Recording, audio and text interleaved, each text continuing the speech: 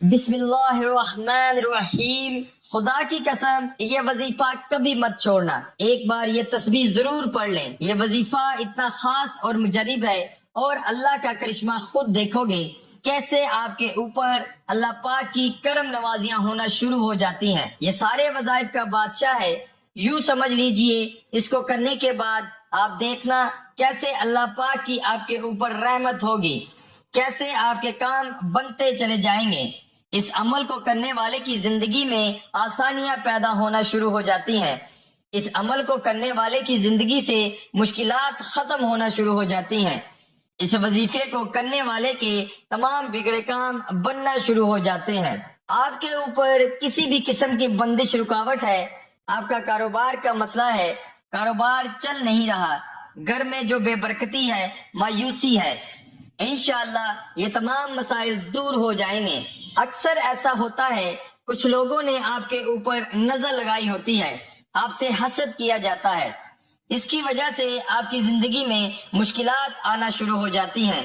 اور ایک وجہ یہ بھی ہو سکتی ہے آپ کے گناہوں کی کثرت، جس کی وجہ سے آپ کی زندگی میں مشکلات آنا شروع ہو جاتی ہیں۔ آپ نے کسی کا دل دکھایا ہو، یا جیسا کہ میں نے ابھی آپ کو بتایا، آپ کو نظر لگی ہو، آپ کے اوپر کسی نے حسد کیا ہو، اس کی وجہ سے بھی بندشیں، رکاوٹیں لگ جاتی ہیں۔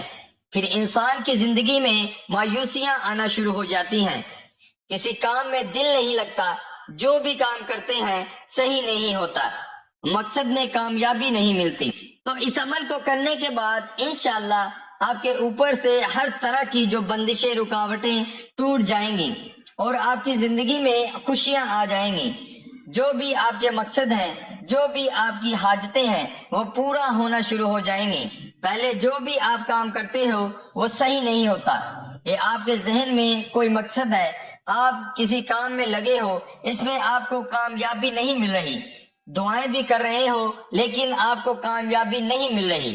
اس عمل کو کرنے کے بعد انشاءاللہ ہر طرح کی آپ کے اوپر سے بندش، رکاوٹ، نظر اور حسد کسی نے کیا ہوگا وہ دور ہو جائے گا، اور آپ کی تمام حاجتیں پوری ہو جائیں گی۔ جو بھی آپ کا مسئلہ ہے انشاءاللہ وہ دور ہو جائے گا۔ یہ جو وظیفہ میں آپ کو بتانے جا رہا ہوں، یہ بہت ہی خاص وظیفہ ہے۔ یہ جو کلمات ہیں، اس کو پڑھنے سے اللہ پاک کی ذات بہت خوش ہوتی ہے۔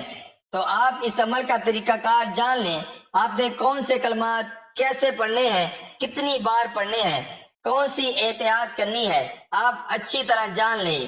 دیکھیے ناظرین، پہلی بار بھی چینل کے اوپر کچھ لوگ آتے ہیں تاکہ سب پتہ چل سکے، اس لیے میں اچھی طرح آپ کو سمجھاتا ہوں۔ یہ اہم باتیں آپ کے لیے جاننا بہت ضروری ہیں۔ سب سے پہلی بات تو یہ ہے، آپ نے اس عمل کو پورے یقین کے ساتھ کرنا ہے۔ آپ کے ذہن میں کسی بھی قسم کا شک نہیں ہونا چاہیے۔ آپ نے پورے یقین کے ساتھ کرنا ہے، اور خاموشی کے ساتھ کرنا ہے، اور پوری توجہ کے ساتھ کرنا ہے۔ وظیفے کے دوران آپ نے بولنا نہیں ہے۔ اکثر کچھ لوگ کوئی کام کر رہے ہوتے ہیں، کچھ عربی کلمات پڑھ رہے ہوتے ہیں، اور آپس میں گفتگو بھی کر رہے ہوتے ہیں۔ آپ نے ایسا نہیں کرنا، پورے یقین، توجہ کے ساتھ، خاموشی کے ساتھ اس عمل کو کرنا ہے۔ مرد، عورت، بچہ، بوڑھا، کوئی بھی اس عمل کو کر سکتا ہے۔ عورتیں اس کو خاص ایام میں بھی کر سکتی ہیں، اس میں بھی کوئی پابندی نہیں ہے۔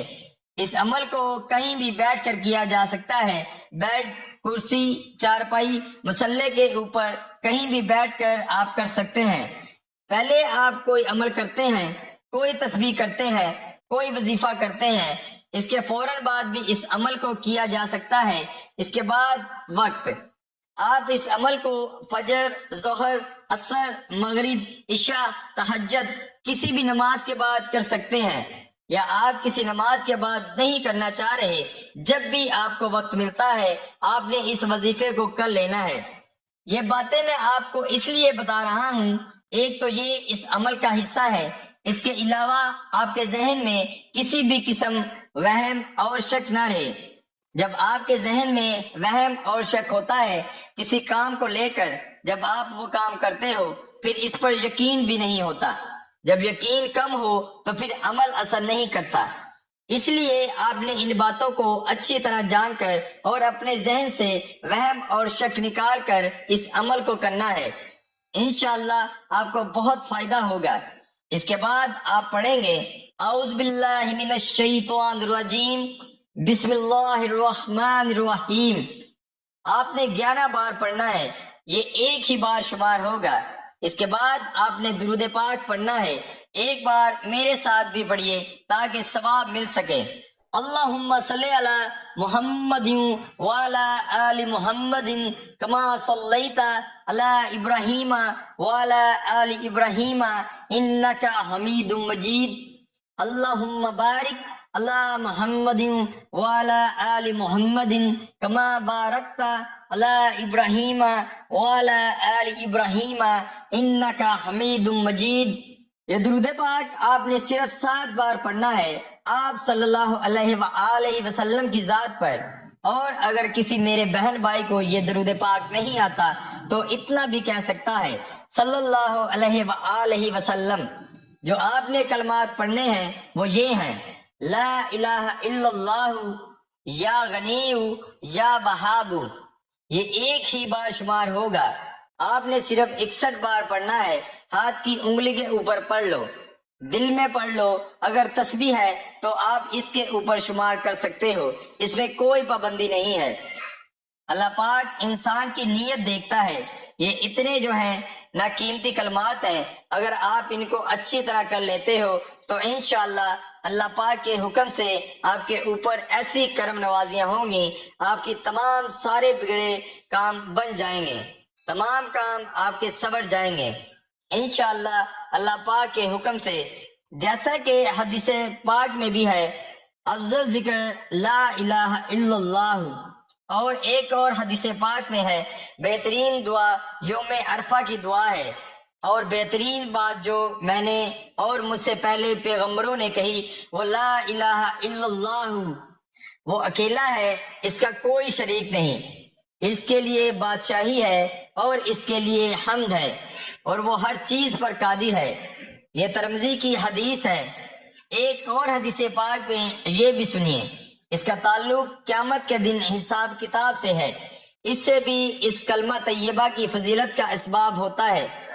آپ صلی اللہ علیہ وآلہ وسلم نے فرمایا قیامت کے دن اللہ تعالیٰ میرے ایک امتی کو برسر خلائق سے نجات عطا فرمائے گا۔